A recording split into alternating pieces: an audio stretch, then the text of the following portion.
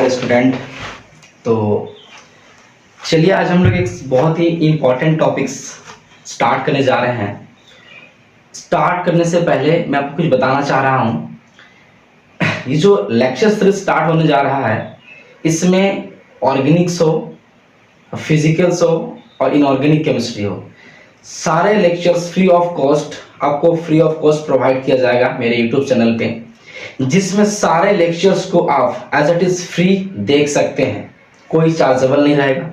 और इसका कंटेंट क्या रहेगा? इसका कंटेंट ये रहेगा कि इस लेक्चर्स में जैसे जेई हो, नीट हो, उस सारे पोर्शंस को एज इट इज कवर किया जाएगा। अगर आप कोई लेक्चर्स प्रॉपर तरीके से देख रहे हो विदाउट स्किप किए हुए, तो सारे जेई हो, नीट हो, सारे क्वेश्चंस को, उसकी जो पीडीएफ है उसको डेली बेसिस पे जो आपको टॉपिक वाइज पे क्वेश्चंस प्रोवाइड करेंगे, उस सारे क्वेश्चंस को आप आसानी से कर सकते हैं। आप उसको प्रैक्टिस भी आसानी से कर सकते हैं। तो चलिए लेट्स स्टार्ट करते हैं कि आज का टॉपिक्स क्या है। तो आज हम लोग स्टार्ट करने जा रहे हैं हकेल्स रूल, जिसमें हम एरोमेटिक कंपाउंड्स को फाइंड आउट करेंगे कि एरोमेटिक कंपाउंड्स है या नहीं है, मतलब एरोमेटिसिटी के लिए। ठीक है, चलिए स्टार्ट करते हैं, देखते हैं इसके बारे में क्या होता है इसमें।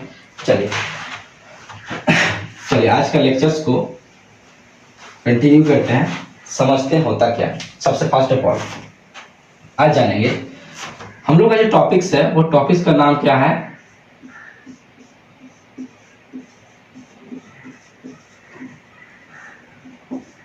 हकेल्स rule of aromaticity. Huckel's rule of aromaticity, इसी को स्टार्ट करते हैं, जिससे हम लोग ये जानेंगे कोई कंपाउंड्स अगर है, वो कंपाउंड्स एरोमेटिकली प्रॉपर तरीके से है या नहीं है, वो जानेंगे। अगर वो एरोमेटिक्स है तो क्या वो रूल्स को फुलफिल कर रहा है कि नहीं कर रहा, उससे पता करेंगे हम लोग। एरोमेटिक अगर नहीं हो रहा है तो एंटी एरोमेटिक्स है, तो कैसे एंटी एरोमेटिक होगा? अगर एरोमेटिक भी नहीं है और एंटी एरोमेटिक भी नहीं है, तो हो सकता है कि वो नॉन एरोमेटिक्स हो। उसी कंपाउंड्स के बारे में अच्छे से जानेंगे विस्तार से, और कोई भी अगर डाउट्स होगा तो आप कमेंट कर सकते हैं, ताकि इस लेक्चर्स को और मॉडिफाई किया जा सके। ठीक है, चलिए जैसे सबसे पहले हम समझते हैं इसके कंडीशंस। हकेल रूल्स को फॉलो करने के लिए कंडीशंस नंबर 1 क्या होना चाहिए? सबसे पहला कंडीशंस बताता है, कंडीशन नंबर 1 होना क्या चाहिए? कंडीशन नंबर 1 होना चाहिए कंपाउंड्स के अंदर में साइक्लिक्स। क्या होना चाहिए? कंपाउंड्स के अंदर में साइक्लिक होना चाहिए। ठीक है, कंपाउंड्स क्या होना चाहिए? साइक्लिक। साइक्लिक बोले तो क्लोज चेन स्ट्रक्चर्स, ये होना चाहिए क्लोज चेन स्ट्रक्चर। जैसे मैं समझाना चाहूंगा साइक्लिक क्या है यहाँ पर। जैसे इसके एग्जांपल को समझते हैं। जैसे ये कंपाउंड्स चारों तरफ से बंद है, ठीक है, ये साइक्लिक कंपाउंड्स है। इस साइक्लिक कंपाउंड्स में रिंग स्ट्रक्चर्स होना चाहिए। क्या होना चाहिए? रिंग स्ट्रक्चर्स होना चाहिए। ठीक है, that is called of cyclic compounds. ठीक है, दूसरा बात बताना चाह रहे हैं, साइक्लिक्स के अलावा क्या होना चाहिए? साइक्लिक्स मतलब क्या होना चाहिए? कंपाउंड टोटली क्लोज होना चाहिए, फुल्ली क्लोज्ड होना चाहिए। और फुल्ली क्लोज में और क्या क्या कंडीशंस होना चाहिए, हम उससे ये सब पता करेंगे। क्या साइक्लिक होने से एरोमेटिक कंपाउंड पॉसिबिलिटी है या एंटी एरोमेटिक पॉसिबिलिटी है, इसको अच्छा से प्रॉपर तरीके से देखते हैं। पहला बात हुआ साइक्लिक कंपाउंड। अब मैं दूसरा बात करने जा रहा हूं, जिस समय बोलते हैं हम लोग प्लेनर, मतलब प्रत्येक ईच एंड एवरी कार्बन्स का क्या होना चाहिए? जो एलिमेंट होगा या कार्बन जो कॉर्नर होगा, उस कंपाउंड में क्या होना चाहिए? स्ट्रक्चर वो प्लेनर में रहना चाहिए। ऐसे बोलने से प्लेनर के स्ट्रक्चर्स को अंडरस्टैंडिंग नहीं कर पाएंगे, इसीलिए मैं थोड़ा इसको और आसान करता हूं। अगर प्लेनर समझ में नहीं आ रहा तो मैं बोल सकता हूं जो प्लेनर है वो कंपाउंड जो होना चाहिए, उसकी हाइब्रिडेशंस क्या होना चाहिए? sp2। क्या होना चाहिए? sp2। जो कंपाउंड है उस कंपाउंड की जो हाइब्रिडेशन है प्रत्येक कार्बन का सॉरी क्या होना चाहिए? sp2 होना चाहिए। ठीक है, तो क्या होना चाहिए? वो sp2 होना चाहिए। अब sp2 की पता करने के लिए क्या होना चाहिए? जैसे आपको पहले बताया था, अगर कंपाउंड्स के अंदर में 2 सिग्मा बॉन्ड है तो sp होता है। अगर 3 सिग्मा बॉन्ड्स प्रेजेंट है तो क्या होना चाहिए? sp2 होता है। जैसे मैं कुछ स्ट्रक्चर दिखाना चाह रहा हूं, जैसे यहीं पर जो स्ट्रक्चर बना है इसी को हम अंडरस्टैंडिंग करते हैं। जैसे मान लीजिए कार्बन है, फर्स्ट ऑफ ऑल ये बेंजीन है। ये जो कंपाउंड्स है, ये कार्बन है, यहाँ पर भी कार्बन है, यहाँ पर भी कार्बन, कार्बन, कार्बन, कार्बन, ठीक है, सारे कॉर्नर पे कार्बन प्रेजेंट है। कार्बन अब जानते हैं टेट्रावैलेंट है, मींस कार्बन के वैलेंस शेल में कितने होते हैं, 4 होते हैं, और टेट्रावैलेंट इसलिए है। तो बताइए, देखो 1 2 3 और यहाँ पर एक हाइड्रोजन से तो 4 हो गए। यहाँ भी चेक कीजिए, 1 2 3 और 1 4, यहाँ 4 हो गए। अब चेक कीजिए यहाँ पर इस कार्बन में total number of sigma bonds कितना है, left right top to bottoms, चारों ओर चेक करेंगे, देखेंगे total number of sigma bond कितने प्रेजेंट है, करेक्ट। जैसे यहाँ पर देख सकते हैं 1 सिग्मा है, यहाँ पर 2 सिग्मा है, यहाँ पर 3 सिग्मा है, तो टोटल नंबर ऑफ सिग्मा इसमें कितना है, तो टोटल नंबर ऑफ सिग्मा अगर देख सकते हैं तो टोटल नंबर ऑफ सिग्मा जो है 3 सिग्मा है, और यहाँ पर एक पाई है, यहाँ पर एक पाई बॉन्ड्स है, तो total number of sigma bond 3 है और पाई बॉन्ड्स 1 है, तो सिग्मा 3 है और पाई बॉन्ड्स 1 है। हमको मतलब किससे है, सिग्मा से मतलब है कि पाई से मतलब है, हमको मतलब सिग्मा से है। तो टोटल सिग्मा 3 है, तो 3 सिग्मा होने से क्या हो गया, हाइब्रिडेशन sp2, मतलब इस कार्बन का जो हाइब्रिडेशन है वो क्या है बच्चों, sp2 है। क्या है यहाँ पर sp2 हाइब्रिडाइज्ड कार्बन, यहाँ पर sp2 हाइब्रिडाइज्ड कार्बन यहाँ पर भी है, तो आप यहाँ भी चेक कर सकते हैं, यहाँ पर भी sp2 हाइब्रिडाइज होगा, जैसे 1 2 यहाँ पर भी 1 मिला टोटल 3 हो गया, तो 1 2 3, तो टोटल नंबर ऑफ सिग्मा यहाँ पर भी कितना होगा 3, मतलब 1 2 इधर में हो गया 3, इसका मतलब यहाँ पर भी इस कार्बन का हाइब्रिडेशन क्या है, sp2। अब यहाँ पर भी sp2 है, मतलब यहाँ पर sp2 इसी तरह से सारे कार्बन्स का आप चेक कर सकते हैं, सारे कार्बन का जो हाइब्रिडेशन है वो क्या है, sp2 है। sp2 है, इसीलिए ये कंपाउंड्स को हम क्या बोलेंगे, प्लेनर बोलेंगे। ऐसे planar as it is compounds को अगर अंडरस्टैंडिंग नहीं कर पा रहे हैं, वो प्लेनर हो रहा या नहीं हो रहा सही से पता नहीं कर पा रहे, तो प्लेनर बोलने से थ्री डायग्राम से आप वहां से पता नहीं कर पा रहे, कोई बात नहीं है, उसको पता करने के लिए आसान तरीका यह है कि आप उसके हाइब्रिडेशन आसानी से चेक कर सकते हैं। ओके, चलिए नेक्स्ट पॉइंट पे आगे बढ़ते हैं, कोई दिक्कत नहीं, यहाँ तक क्लियर बात है। चलिए नेक्स्ट थर्ड पॉइंट होना चाहिए कॉन्जुगेशंस। थर्ड पॉइंट होना चाहिए कॉन्जुगेशंस। अब ये कॉन्जुगेशन क्या बताना चाह रहा है, कॉन्जुगेशन के बारे में आप समझते हैं, कॉन्जुगेशन क्या बताना चाह रहा है, ठीक है। देखिए कॉन्जुगेशन बताना चाह रहा है अल्टरनेटिव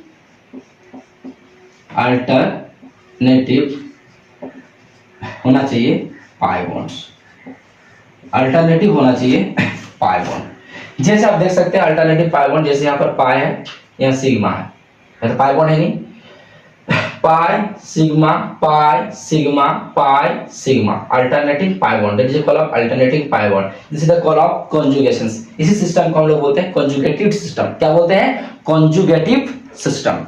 कॉन्जुगेटिव सिस्टम का मतलब होता है, जो कॉन्जुगेटिव सिस्टम है, ये कॉन्जुगेटिव सिस्टम का मतलब होते हैं, जैसे हम लोग कोई काम करते हैं तो कोई काम जो कर रहे हैं वो एक दिन छोड़ छोड़ के कर रहे हैं, जैसे आज हमने काम किए तो कल नहीं किए, परसों की काम, तो एक दिन छोड़ छोड़ के जो काम करते हैं that is called of alternative days. उस तरह से अल्टरनेटिव पोजीशन का मतलब होता है एक छोड़ छोड़ के पाई बॉन्ड होना चाहिए, एक छोड़ छोड़ के क्या होना चाहिए, पाई बॉन्ड होना चाहिए। तो देखिए एक छोड़ छोड़ के पाई बॉन्ड है, अगर एक छोड़ छोड़ के पाई बॉन्ड है that is called of conjugative system, इसी को बोलते हैं हम लोग कॉन्जुगेशन। पता चला। तो तीनों कंडीशंस को अगर प्रॉपर तरीके से फुलफिल कर रहा है और एक कंडीशन है जो एरोमेटिक कंपाउंड को कंप्लीटली एरोमेटिसिटी बताता है कि है या नहीं है, वो आता है हम लोग 4n plus 2π, 4n plus 2π rule, 4n plus 2π rule. ये क्या बताता है 4n प्लस 2π रूल में, ये हकीकत में प्रॉपर तरीके से अपना एरोमेटिक कंपाउंड को चेक करने के लिए रूल्स को डिजाइन किया। जैसे मैं बात करता हूं n का वैल्यू, ठीक है, मैं बात करता हूं पाई इलेक्ट्रॉन्स, मैं बात करते हैं यहाँ पे पाई इलेक्ट्रॉन्स, ठीक है। जैसे n का वैल्यू अगर 0 है, n का वैल्यू अगर 0 पुट करेंगे तो 0 पुट करने से 4 इंटू 0 0 हो गया, मतलब कितना 2 पाई इलेक्ट्रॉन्स, मतलब पाई इलेक्ट्रॉन कितना आ जा रहा है 2। n का वैल्यू अगर मैं 1 पुट करता हूं तो 4 1 जा 4 प्लस 2 6, मतलब यहाँ पर कितना आएगा 6 पाई इलेक्ट्रॉन्स। n का वैल्यू अगर मैं 2 पुट कर रहा हूं तो 2 पुट करने से 2 4 जा 8 और 2 कितना हो गया 10 इलेक्ट्रॉन्स, ठीक है। अगर n का वैल्यू मैं 3 पुट कर रहा हूं तो 3 पुट करने से 4 3 जा कितना हो गया 12, इधर 2 कितना हो गया 14, इसका मतलब सर ये 14 हो गया। अगर ये पाई इलेक्ट्रॉन्स फिर से मैं कॉल कर रहा हूँ, साइक्लिक्स, प्लेनर हुआ, कॉन्जुगेटिव हुआ, कॉन्जुगेशन पॉसिबिलिटी हुआ कंपाउंड के अंदर में, और फोर्थ नंबर है 4n+2 पाई इलेक्ट्रॉन को फुल्ली सेटिस्फाइड हो गया। अगर चार कंडीशंस को फुल्ली, नंबर 1 2 3 4, चारे कंडीशन को फुल्ली सपोर्टेड किया और फुली फुलफिल्ड किया, तो हम समझ सकते हैं जो कंपाउंड्स होगा उस कंपाउंड्स को हम लोग बोलेंगे एरोमेटिक्स। उस कंपाउंड को हम लोग क्या बोलेंगे? Aromatic compounds. उस कंपाउंड को हम लोग बोलेंगे एरोमेटिक। कब? जब चारों कंडीशन को प्रॉपर तरीके से फुलफिल करेगा। अब 1 को फुलफिल किया, कंडीशंस नंबर 1 को फुलफिल किया अच्छा से, कंडीशन नंबर 1 को अच्छा से फुलफिल किया, ठीक है। तो कंडीशंस नंबर 1 को अच्छा से फुलफिल किया, ठीक है। कंडीशन नंबर 2 को भी अच्छे से फुलफिल किया, और कंडीशंस नंबर 3 को भी अच्छा से फुलफिल किया। मतलब 1 2 3 प्रॉपर तरीके से फुलफिल किया, लेकिन कंडीशन नंबर 4 को फुल्ली फुलफिल नहीं किया। क्या हो गया? कंडीशन नंबर 4 को जब चेक कर रहा था तो उसमें हो क्या रहा था, अगर मान लीजिए 4 पाई इलेक्ट्रॉन आ गया, ठीक है, या हो सकता है कि मान लीजिए वहां 8 पाई इलेक्ट्रॉन्स आ गया between the points 2 6 6 10 10 14, 8 pi electrons आ गया। हो सकता है कि 12 पाई इलेक्ट्रॉन्स आ गया, 12 पाई इलेक्ट्रॉन्स आ गया। अगर सर 1 2 3 फुलफिल किया अच्छा से, और फोर्थ को अच्छा से फुलफिल इसको ना करके इस फोर्थ नंबर कंडीशन को फुलफिल किया, मतलब 4 पाई आ गया, 8 पाई इलेक्ट्रॉन्स आ गया और 12 पाई इलेक्ट्रॉन्स आ गया। अगर फुल्ली इसको फुलफिल किया फोर्थ पॉइंट्स को, तो इसको हम बोलते हैं एंटी एरोमेटिक्स। क्या बोलते हैं इसको? Anti aromatic compound. इसको बोलते हैं एंटी एरोमेटिक कंपाउंड्स। ये एरोमेटिक कंपाउंड्स है, यह है एरोमेटिक कंपाउंड्स, यह है एंटी एरोमेटिक कंपाउंड्स, यह है एंटी एरोमेटिक कंपाउंड्स, ठीक है।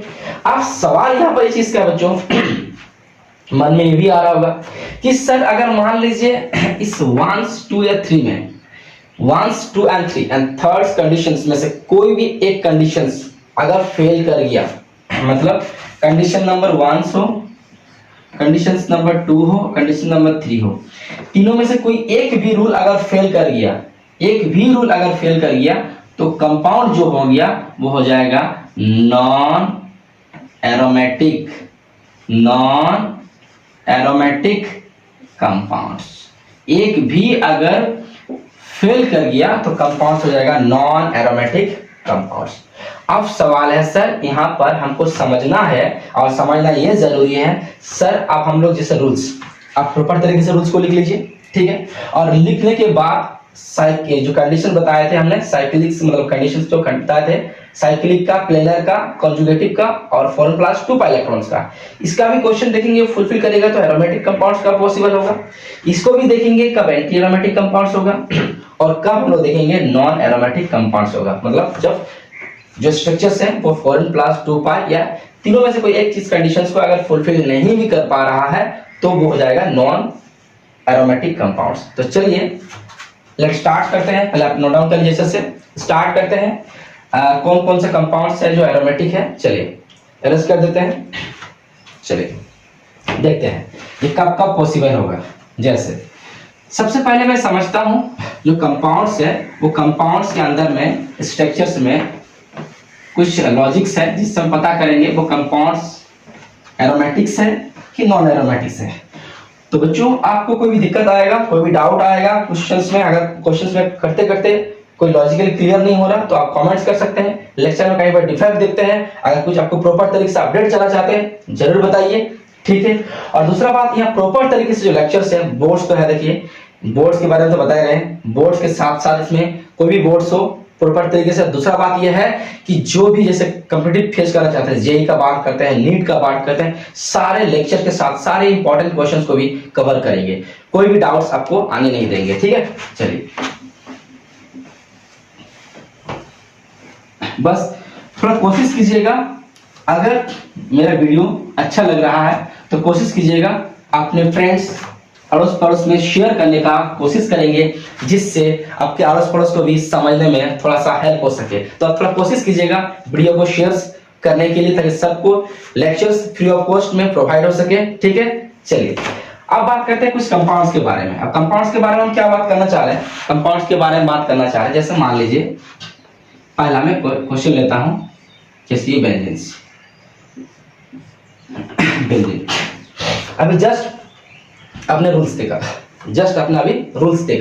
रूल्स में क्या देखा कि एरोमेटिक्स हो, नॉन एरोमेटिक्स हो या एंटी एरोमेटिक्स हो, तो इसमें चेक करेंगे। पहला, क्या ये साइक्लिक है, क्लोज चेन स्ट्रक्चर है, मतलब पहला कंडीशन को फुलफिल कर रहा है। दूसरा कंडीशन चेक करते हैं, ठीक है बच्चों, दूसरा कंडीशन चेक करते हैं, क्या था वहां चाहिए, बोलता है प्लेनर होना चाहिए। ठीक है, प्लेनर, साइक्लिक हो प्लेनर होना चाहिए। तो चेक कर सकते हैं इस कार्बन में 1 2 3 और 1 हाइड्रोजन है, तो इसके सिग्मा कितना हो गया 3, और 3 सिग्मा होने से याद रखिएगा इसकी जो हाइब्रिडेशन है वो क्या है, sp2।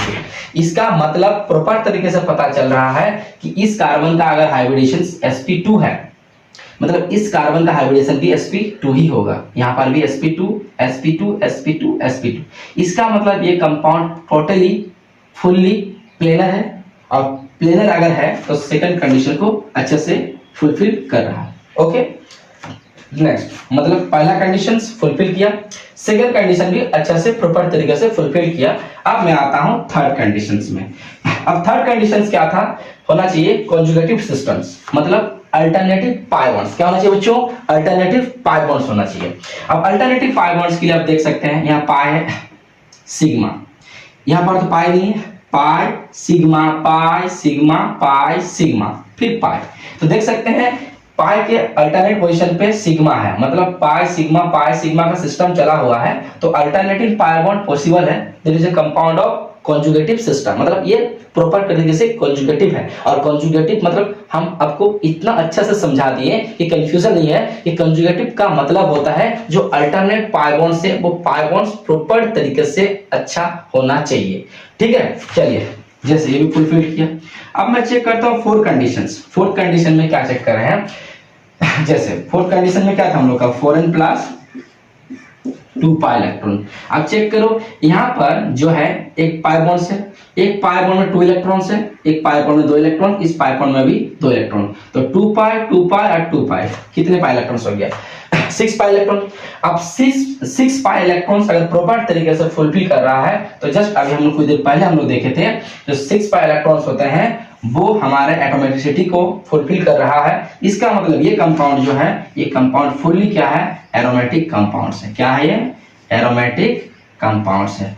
This the compounds off fully aromatics compounds. ठीक है, चलिए सर नेक्स्ट क्वेश्चन को देखते हैं। ठीक है, नेक्स्ट क्वेश्चन को ट्राई करते हैं। यहाँ तो कोई दिक्कत नहीं हो गया है, कोई डाउट नहीं है, कोई क्लियर, पूरा क्लियर से। ठीक है, चलिए आप देखते हैं दूसरे कंपाउंड्स के बारे में। जैसे देखिए साइक्लो ब्यूटावान कमांड, देखिए 1 2 3 4 कंपाउंड क्या है, साइक्लो ब्यूट, 1 में और 3 में, तो 1, 3 2 बार है, तो क्या होगा, डाइन, साइक्लोब्यूटाडाइंस। ये साइक्लोब्यूटाडाइंस कंपाउंड जो है ये एरोमेटिक है या नहीं है, first of all. Conditions number 1 check करेंगे, क्या ये साइक्लिक है, yes, close chain structure, that is called of cyclic compounds, yes और नॉट। दूसरे कंसेप्ट को चेक कर सकते हैं। दूसरे कंसेप्ट मेरा क्या था, दूसरे कंसेप्ट मेरा था क्या, दूसरा कंसेप्ट था मेरा प्लेनर। अब प्लेनर चेक करते हैं, एक फॉर्मेट चेक करने से बाकी अंडरस्टैंडिंग पता चल जाएगा। देखिए यहाँ पर कार्बन है, तो कार्बन अगर यहाँ पर है तो 1 2 3 और यहाँ पर एक हाइड्रोजन, कितना हो गया 4, मतलब 1 2 3 सिग्मा का हाइब्रिडेशन क्या होता है, sp2। यहाँ पर भी क्या है, sp2, एक हाइड्रोजन से, यहाँ पर भी एक हाइड्रोजन से, तो क्या हो गया, यहाँ पर भी sp2, यहाँ पर भी एक हाइड्रोजन से, मतलब ये भी क्या है, sp2। मतलब फुल्ली ये प्लेनर कंपाउंड है, फुल्ली क्या है, प्लेनर कंपाउंड है। मतलब सर कंडीशन नंबर 2 भी फुलफिल कर रहा है। ठीक है, कंडीशन नंबर 3 को चेक करते हैं, क्या बोल रहा है। कंडीशन नंबर 3 बोलता है कॉन्जुगेटेड सिस्टम, मतलब अल्टरनेटिव पाई बॉन्ड्स होना चाहिए। अब अल्टरनेटिव पाई बॉन्ड्स के लिए आप चेक कर सकते हैं, देखिए पाई सिग्मा। तो पाई सिग्मा के लिए हम लोग चेक करेंगे कि यहाँ पर कंजुगेटिव तो पॉसिबल है, और कंजुगेटिव पॉसिबल अगर है, कंजुगेटिव अगर पॉसिबल है तो हम समझ सकते हैं ये कंडीशन नंबर 3 को भी फुलफिल कर रहा है। कंडीशन नंबर 4 को चेक करते हैं एरोमेटिक के लिए, रूल्स के लिए हाकन्स रूल को चेक करते हैं। जैसे एक पाई बॉन्ड्स, कितने पाई बॉन्ड्स हुआ? 2 पाई बॉन्ड्स। तो 2 पाई बॉन्ड्स में यहाँ पर कितना इलेक्ट्रॉन्स है? 2 और 2 कितना? 4 पाई इलेक्ट्रॉन्स। तो 4 पाई इलेक्ट्रॉन अभी जस्ट आपने देखा था, जो 4 पाई इलेक्ट्रॉन्स होते हैं वो एरोमेटिक के इर्द गिर्द में नहीं आता, मतलब उसको फुलफिल नहीं कर रहा है। और 4 पाई इलेक्ट्रॉन आने से हम लोग क्या बोलेंगे इसको, इस कंपाउंड को बोलेंगे एंटी एरोमेटिक कंपाउंड्स। इस कंपाउंड को बोलेंगे एंटी एरोमेटिक कंपाउंड्स। तो पता चल रहा है एरोमेटिक्स, एंटी एरोमेटिक्स कंपाउंड्स के बारे में। अब मैं बात कर सकता हूं, जैसे मान लीजिए मेरे कंपाउंड्स ऐसा है, इस तरह से कंपाउंड्स है। थर्ड पॉइंट पाई, ठीक है, इस तरह से कंपाउंड है। पहला कंडीशन हमें चेक कर लेना है। पहला कंडीशन क्या है? साइक्लिक है, क्लोजन स्ट्रक्चर है।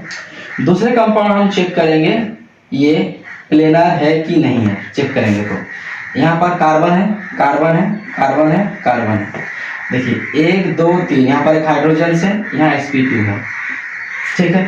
यहाँ पर भी देखिए sp2 है, यहाँ पर भी sp2 है, यहाँ पर भी sp2 है। लेकिन इस कार्बन में चेक कीजिए, यहाँ पर 2 हाइड्रोजन है। देखिए 1 2 3 4, और 4 सिग्मा हो जाने से यहाँ पर क्या हो जा रहा है बच्चों? यहाँ पर हो जा रहा है sp3, और टेट्राहाइड्रल हो जा रहा है। sp3 हाइब्रिडाइज होने की वजह से ये क्या कर रहा है? सेकंड कंडीशन को फुलफिल नहीं कर पाया। इसी वजह से और चेक करने की जरूरत नहीं है। ये कंपाउंड जो है, ये जो कंपाउंड बना हुआ है, ये कंपाउंड सेकंड कंडीशन को फुलफिल नहीं किया। इसका मतलब ये जो कंपाउंड्स है ये कहलाएगा नॉन एरोमेटिक कंपाउंड्स। इसको बोलेंगे नॉन एरोमेटिक कंपाउंड्स, ठीक है। तो आपको हम एरोमेटिक, नॉन एरोमेटिक्स और एंटी एरोमेटिक का हम एग्जांपल दिए। अब इसका कंप्लीटली जेई और नीट लेवल का क्वेश्चंस लेंगे, जिससे आपको पता चलेगा, बहुत सारे क्वेश्चन प्रैक्टिस करेंगे, जिससे आपको पता चलेगा कंपाउंड्स एरोमेटिक है या एंटी एरोमेटिक्स है या नॉन एरोमेटिक्स है। उसको देखने के लिए आपको नेक्स्ट लेक्चर देखना पड़ेगा, जिसमें प्रॉपर तरीके से पूरा क्वेश्चंस को प्रैक्टिस करेंगे, एरोमेटिक, एंटी एरोमेटिक और नॉन एरोमेटिक्स, ठीक है। और अगर वीडियो मेरा अच्छा लगा, अगर मैं आपको अच्छा समझा पा रहा हूं, आपको अगर मेरे वीडियो में सेटिस्फेक्शन हो रहा है, तो वीडियो को likes and comments and subscribe कर दीजिएगा। Thank you for watching my video.